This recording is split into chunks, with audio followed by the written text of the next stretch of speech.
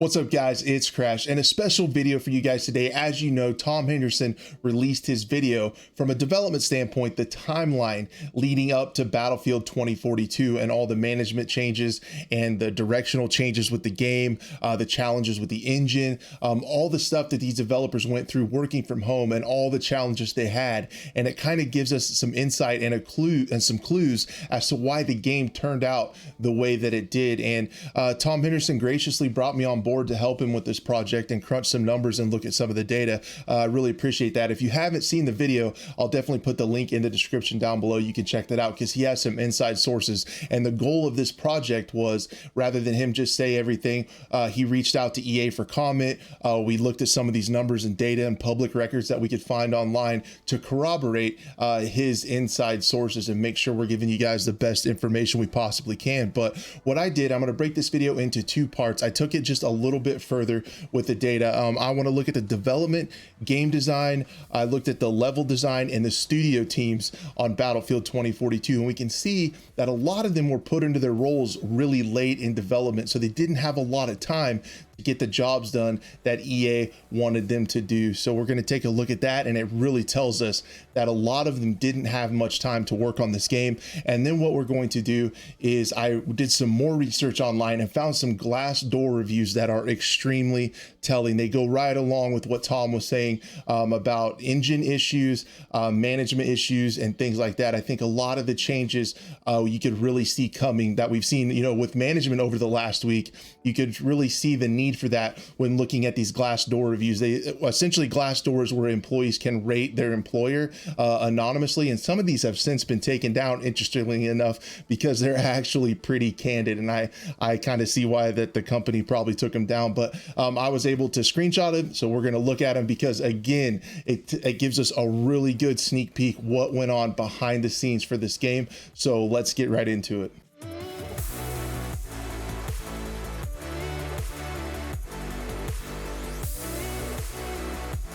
So we're going to look at those four teams and take a look at how long those people were in their roles. So essentially, under game design, I think this is all pretty important. You can see the roles over there on the left, but on average, people were in their role 3.3 years. So essentially, they were appointed to these roles. This is on average, this is essentially their first time in their respective role for this game. And also with the studio, that comes out to an average of 2.8 years. The highlighted ones in red, you guys can see those are all the folks that left. A lot of people went to Embark Studios. You guys have seen some of the bigger players in the headlines, I'm sure, but 2.8 years on that one.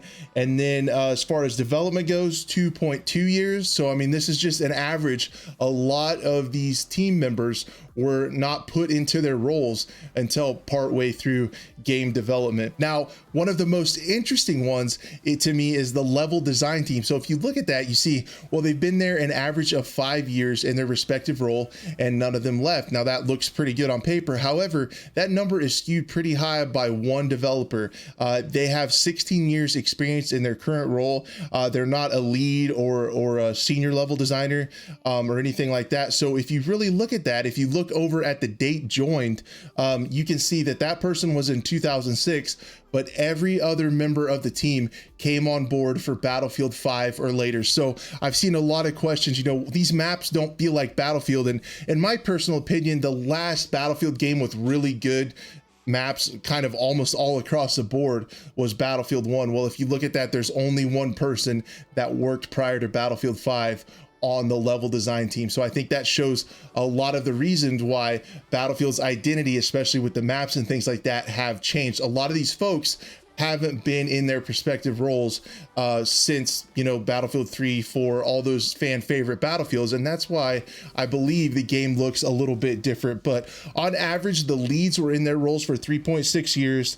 But the big thing, the big takeaway I saw was there were several people that said on their profiles that pre-production ended August 2020. Now, this wasn't for every department. This was just for a couple major departments. But if you think about that, that only leaves 1 year and 3 months to work on the game production. Once pre-production is finished, it's time to go start putting the game together, start doing some coding. We have the concepts nailed down, and that just doesn't seem like a lot of time, especially under the circumstances of COVID.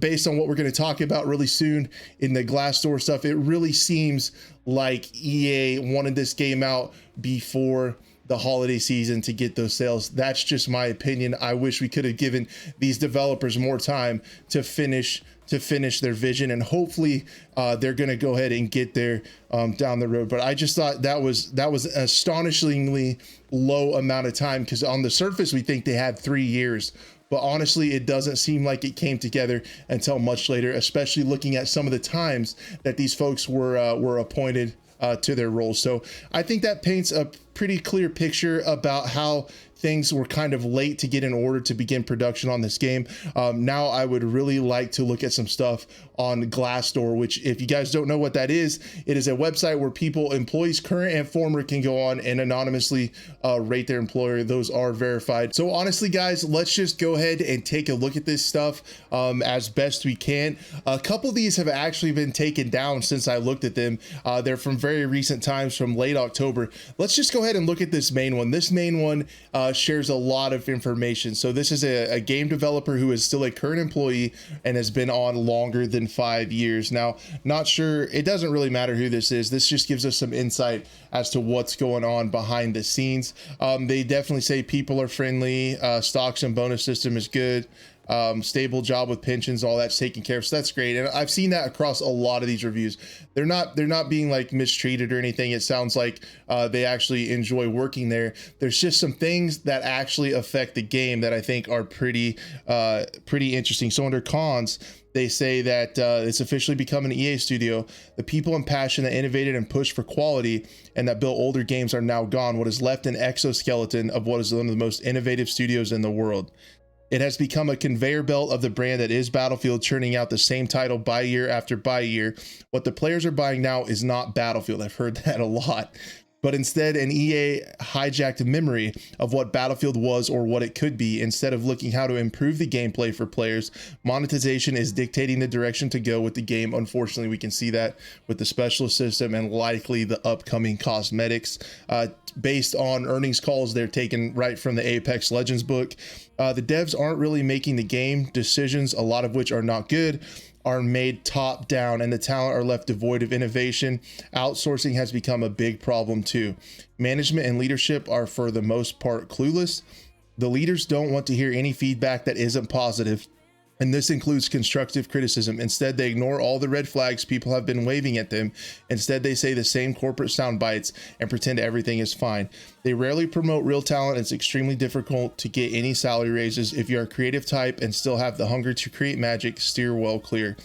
Advice to management: listen to employees. There's a mass exodus of the old guard. We've seen that. A lot of folks went to Embark Studios, as well as the general manager leaving yesterday, and a lot of the real talent is leaving. People are not happy, so now is the time to reset. Stop sending out surveys and act on the feedback.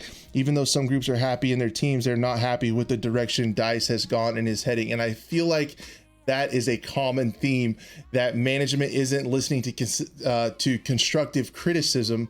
And we can look at something else. We can look at another tweet from a developer that goes right along these lines, where he says, to clarify, the response I got along the lines of, remember that this is when he brought up a concern about a feature.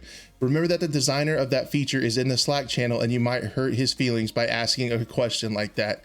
The head in the ground attitude was the only thing that drove me bonkers at DICE. So it just seems like there's no way for these developers who have a strong passion and vision for the game are able to bring up concerns that they know will not resonate with the player base. So another one says under the cons, we have seen this upon release for sure. The engine is very unstable. Things break everywhere all the time. The infrastructure is a bit iffy. For example, We just have one branch for a game with everyone essentially pushing to master, and then the latest version to use isn't head, which is always broken, but rather the last successful nightly build, which you get with a script. And career progression is slow experiences measured for years in the industry rather than performance. So that is a little bit of insight into the trouble that they have with the engine. There's a lot of cooks in the kitchen, and it seems like things get kind of broken, and one team seems to be fixing something and something else gets broken. So we can definitely see that in a lot of the odd bugs that we've been finding. Again, let's go ahead and take a look at this next one. Top heavy decision making. Most of the time it feels like someone high above decided something that is the law. When employees bring up feedback, it's already too late because EA has already signed off on it. Problem is that they tend to sign off on something completely overscoped. Advice: be agile, listen to developers more, don't make games based on trailers, make trailers based on games. And I thought that last sentence really resonated with me, because during this game the trailers looked amazing, and the game, like when we looked at the concept art, what happened from that concept art to development, something changed and the vision changed, and they don't reflect each other. Same with the trailers. So I thought that last statement was extremely strong. But again, we see that theme of not being able to bring in constructive feedback. If there's something that a developer thinks or knows that the community is not going to like, they're not going to be able to bring it up because EA has already signed off on it on plan A. They can't go to plan B because EA said plan A is what's going to happen. Let's go ahead and take a look at this last one. Under the cons, it says that heavy political and multiple stakeholders are crippling creativity and innovation on a daily basis. This is, however, not exclusive to DICE, extending to EA as well. Get courageous, trust your people, reduce the number of stakeholders, and stop kissing leaderships behind. So essentially we go right along with that theme of listen to your people. These developers are extremely smart people, and I just hope that eventually, with what's happening with losing players and the general overall kind of bad view on the internet, essentially, of 2042, that they will start listening to the developers. Anyway, guys, that's all I had today. Again, special thanks to Tom. Be a friend, tell a friend, and we'll see you on the next one.